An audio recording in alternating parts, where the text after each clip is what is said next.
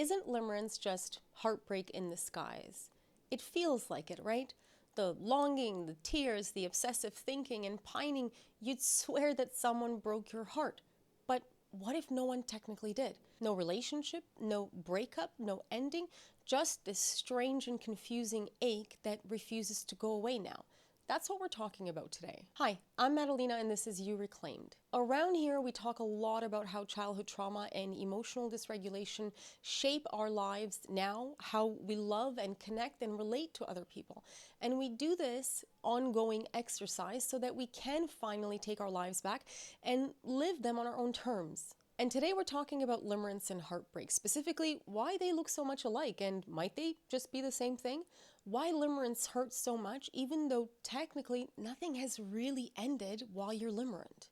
Wait, did you subscribe yet? I have a lot more to share and I'd love to have you here for it. It really helps my channel grow and I appreciate it so much.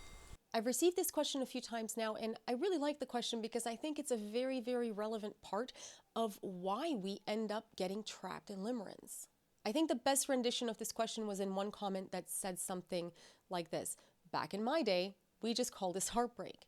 And I get you. Thank you for that comment.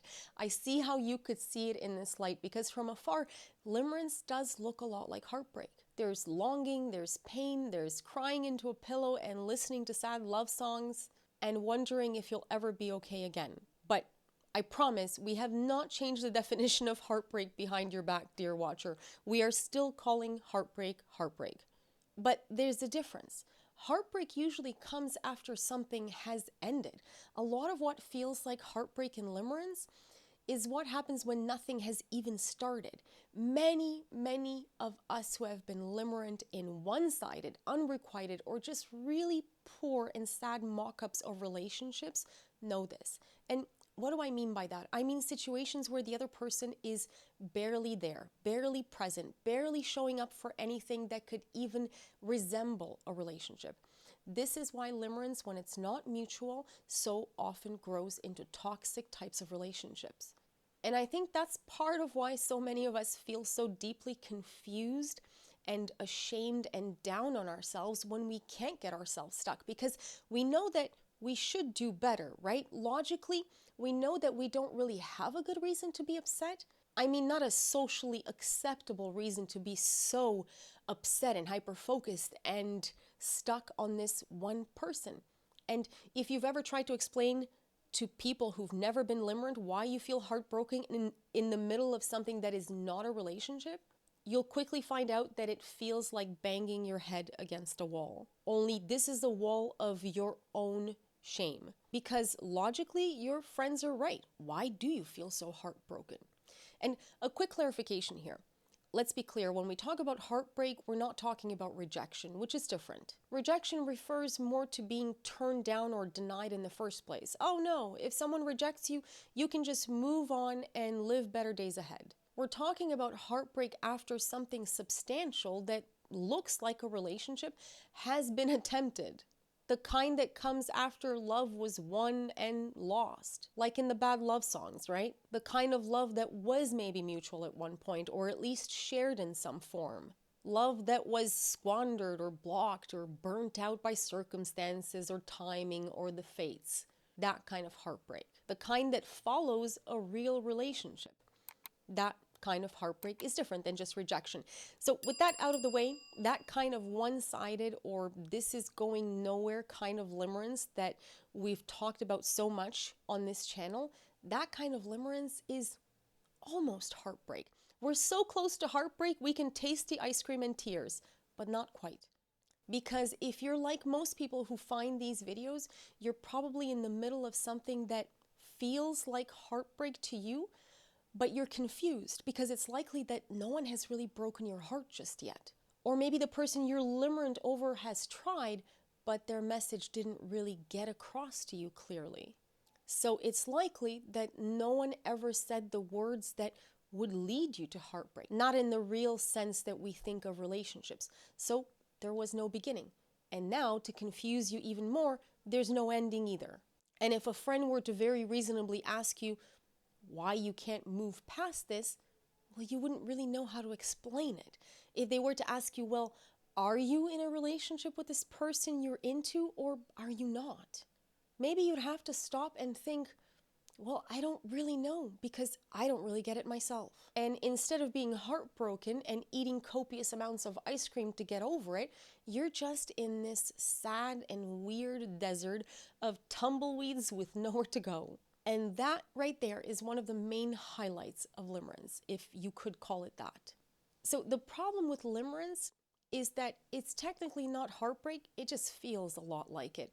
And because it's an involuntary addiction, an obsession that's mostly just out of your hands, that's why I don't focus too much on recommending that you try to convince yourself out of it. I think that's a very difficult task to propose to ourselves, especially if we're still deep in the middle of a limerent episode.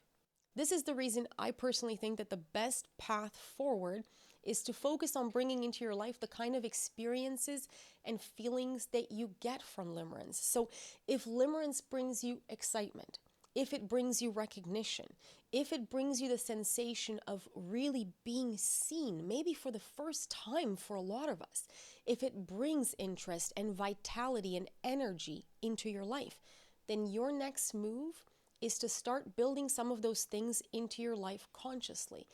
And focusing on building these types of experiences and feelings into your life is a sort of antidote to all of the reasons that limerence might pop up at certain times. Like when your life feels sad or boring or stagnant or empty and without meaning, without color. Because trying to shut off compulsive involuntary thought patterns, that's a bit of a complicated task, especially for those of us who are already prone to obsessive compulsive behaviors, or we're highly addictive personalities, or we're still working on unresolved trauma, which many of us are.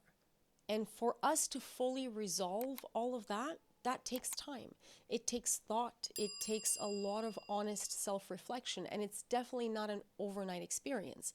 Sometimes it's just easier and more effective, I think, to start building toward a life that already includes the very things that made the limerent object feel so appealing to us in the first place. This is why I spend so much time in my videos encouraging you to analyze what could be behind your case of limerence. What could be driving it for you? You as an individual person, someone who's different than the person sitting next to you, someone who's different than myself, right?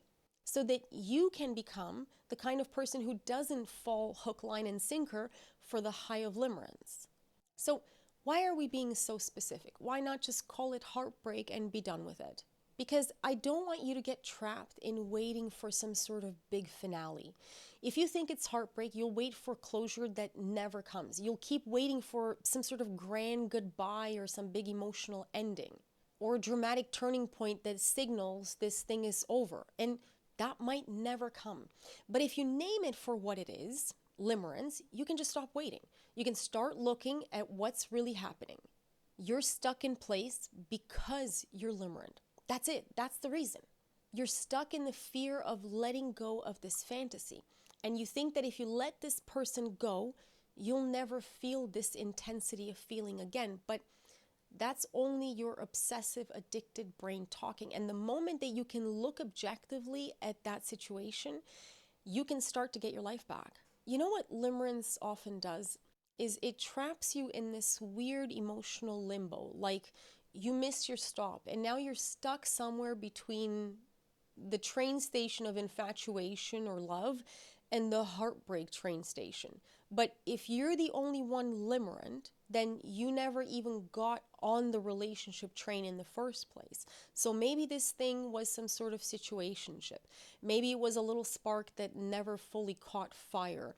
Maybe it was a trauma bond that looked like a lot of chemistry. That's so common for limerence. Whatever it was, it didn't get to a relationship. So now you're not really grieving a breakup. You're just standing on this sort of rickety little platform in the middle of nowhere, holding your suitcase of hopes and dreams, and you're waiting for this relationship train that is not coming. That's the trap of limerence. It keeps you stuck. And it's very deceiving because sometimes, actually a lot of times, it has all the hallmark feelings of some sort of destiny. Sometimes it feels like soulmates in the romantic sense, and that's a big deal. Limerence has a way of dressing up obsession in really romantic clothing. So you can be standing there totally convinced that this person is your soulmate while they haven't returned your text message in 3 months. But somewhere deep in your very limerent brain, you just know that this guy, Johnny, who hasn't said a word to you in all that time, is your soulmate, and that one day he'll realize it too. But I promise you, I am 99.9887% sure that he is not your soulmate. And the remaining percentage to 100, it's not worth waiting for. So please don't do that to yourself. Heartbreak actually gives you something to bury, a door to close. Limerence keeps the door cracked open just enough to make you think that there is still hope. But if you've been stuck in this loop for months or for years, you cannot call that love. You can call it limerence, and naming it for what it is, that is the first step to ending it. My goal is to help you get from wherever you are right now to the point where you can look back on this thing and just have a nice laugh about it. That's where we're headed together. So stick with me through this series. And if you enjoy this kind of content, consider liking, subscribing so we can continue healing together. Until next time.